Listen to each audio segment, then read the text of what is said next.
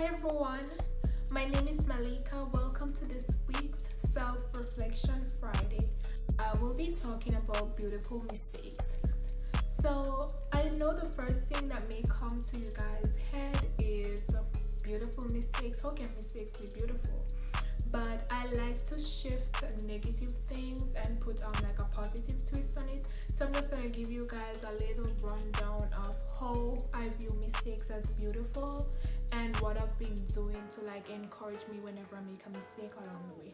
I look at beautiful mistakes as those stepping stones or those stepping blocks that I take to get me to my destination, or even to like a bigger goal that I want to achieve in life. I've made mistakes along the way, and yes, in the moment when I do make those mistakes, I feel so discouraged, I feel despondent, and then I have to look at them as like, oh, in the end they had worked out for a greater good. So I started to looking at those mistakes of mine as beautiful mistakes.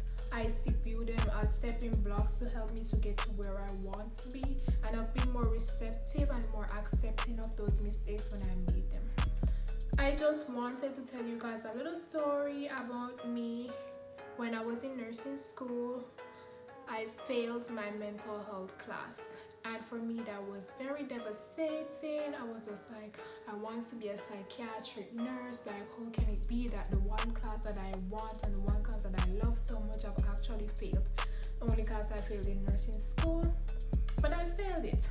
At the time I felt so discouraged, but I'm a person, I'm a fighter, so I never gave up at what I want. But I felt so discouraged, and I was just like, I just needed 1 point. It wasn't even a percent. I just wanted 1 point to pass that class. And it was so heartbreaking, it was so horrible. And I took a step back. I did some self-reflection after talking to some people close to me. And they were telling me, it's just gonna make your story so much more better, Malik. Sorry, and just look at it as something that you have to do it again, but it's something for you to learn on, and you're going to be like so much better at it. You're not going to be so grounded at it.